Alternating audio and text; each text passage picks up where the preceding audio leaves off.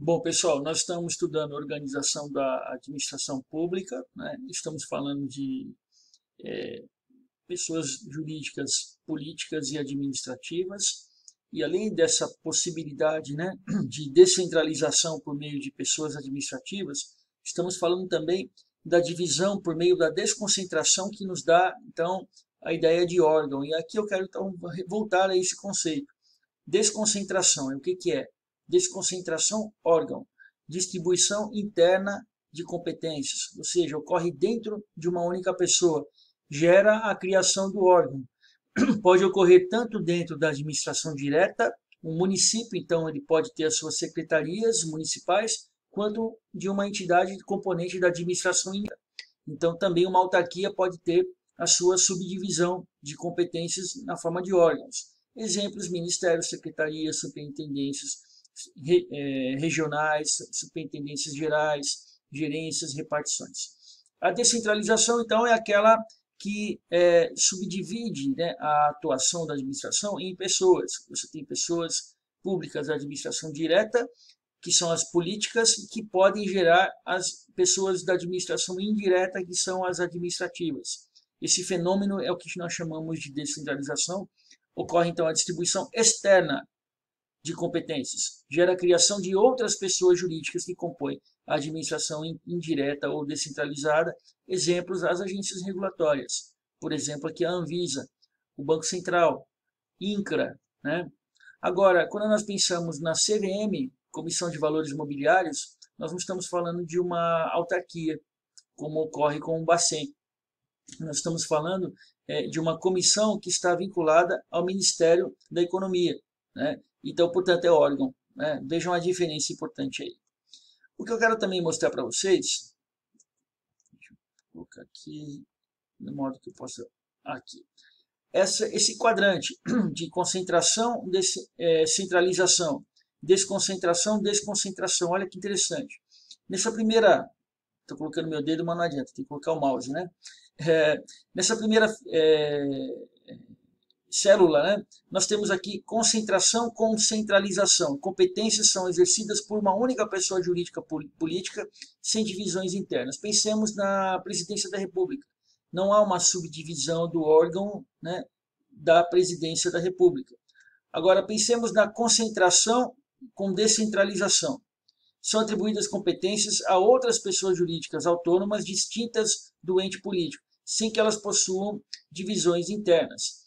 Vamos pensar, então, nós estamos falando aqui de uma descentralização. Vamos pensar aqui numa autarquia que seja criada para uma finalidade específica da administração pública, mas que essa autarquia não tenha subdivisões internas. Tem que pensar no exemplo aqui. Vamos continuar, que daqui a pouco eu volto para o exemplo. Desconcentração e centralização. Veja, competências são atribuídas a uma única pessoa política dividida internamente em órgãos. Pense numa secretaria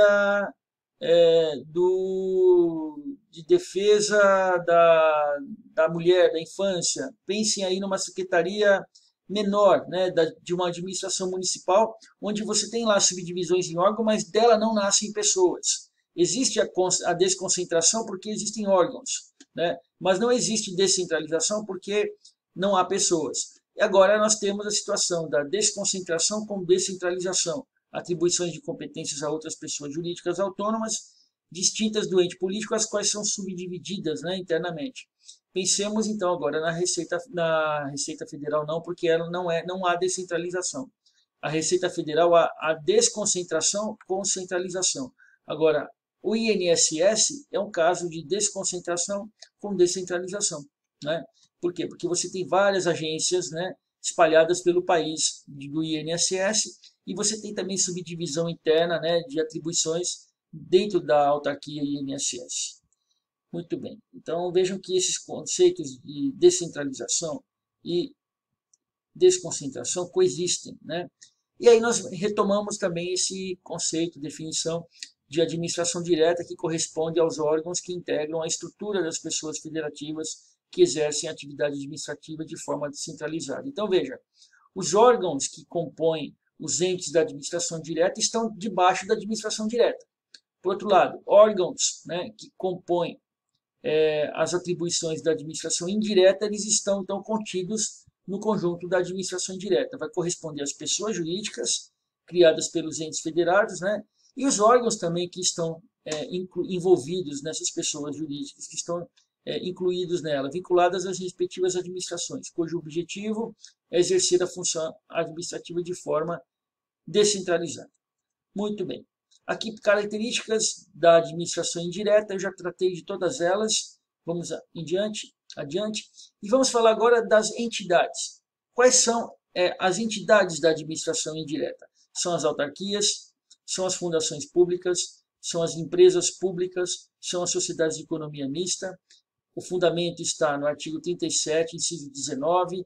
A iniciativa legislativa para criar a lei que autoriza a instituição dessas espécies está no caput do artigo 37 e também inclui a administração indireta as entidades chamadas paraestatais, que são então os entes conhecidos como integrantes do terceiro setor, né? As OCIPs, os serviços sociais autônomos que estão envolvidos no sistema S. Rapidamente no final nós trataremos de todos eles.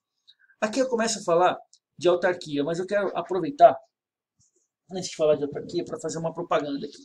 Vocês têm já recebido, aí, através dos representantes de classe, um tutorial, né, que explica o caminho que vocês devem seguir para acessar a biblioteca digital da universidade.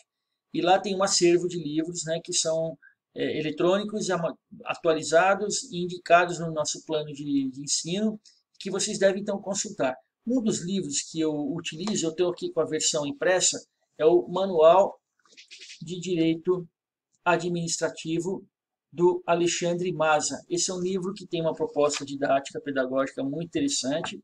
Ele traz exercícios, traz questões de concurso, traz quadro sinótico, traz uma explicação bem interessante sobre toda a matéria do direito administrativo, de forma que ele resgata também as definições dos principais doutrinadores do direito administrativo, então ele consolida muito bem a matéria, né? Eu recomendo que esse livro seja consultado, dentre outros que vocês têm também indicados aí ao longo do curso.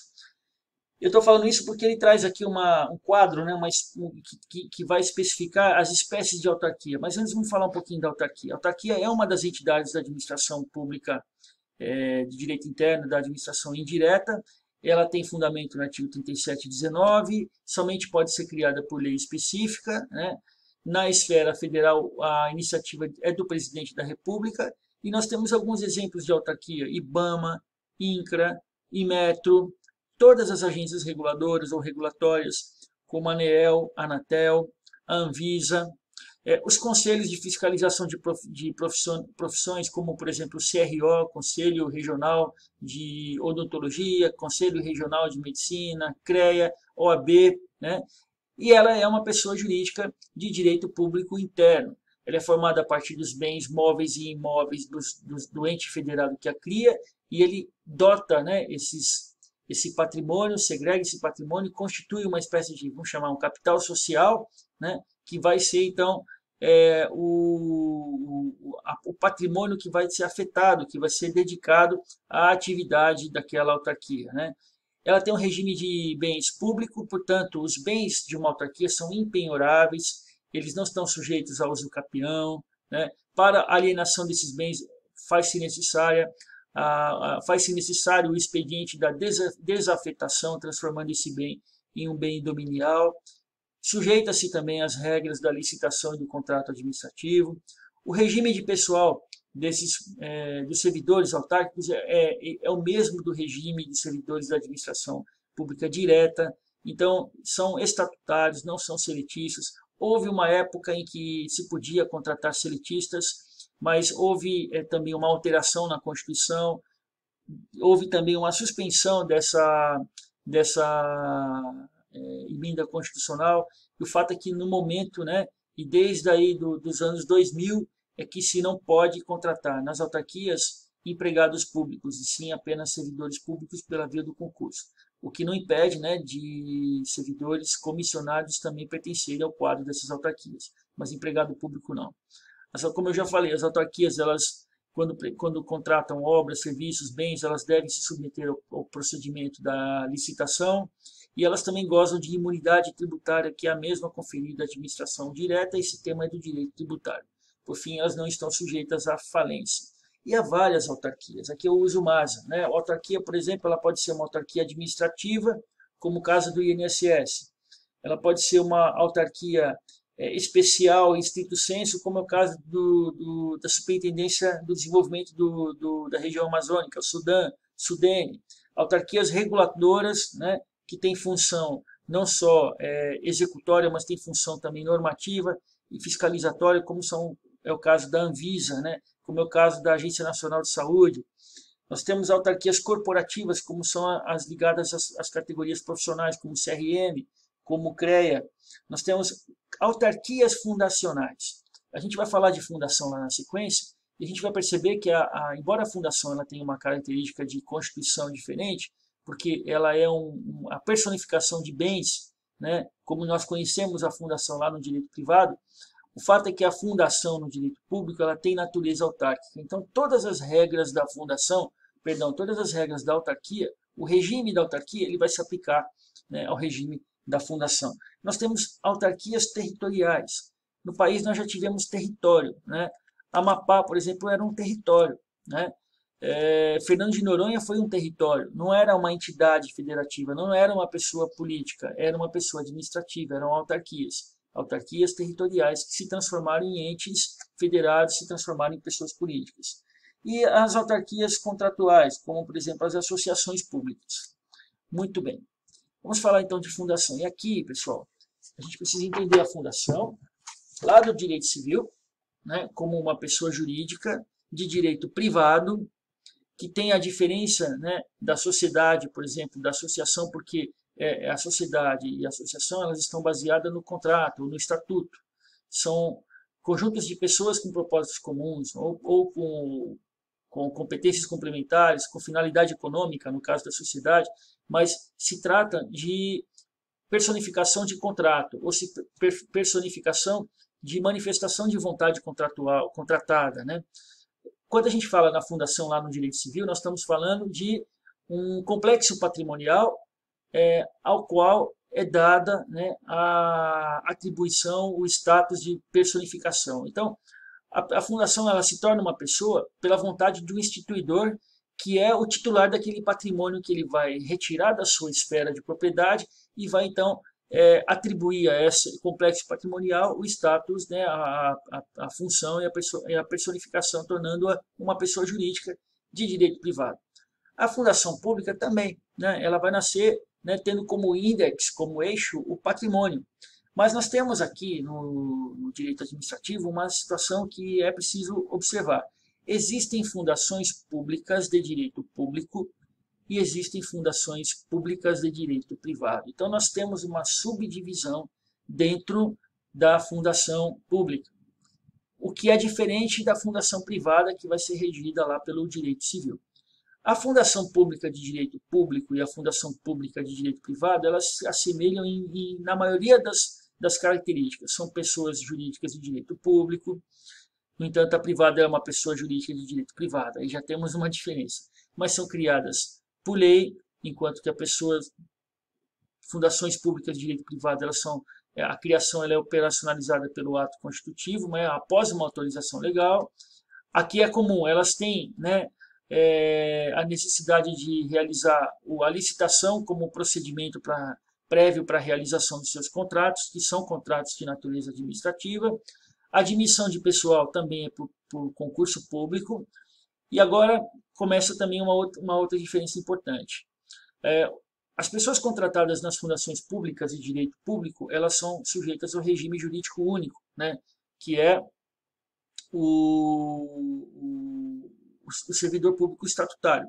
Nas fundações públicas de direito privado, o pessoal pode ser contratado sob o regime jurídico trabalhista. Então, aqui nós vamos ter a figura do empregado público.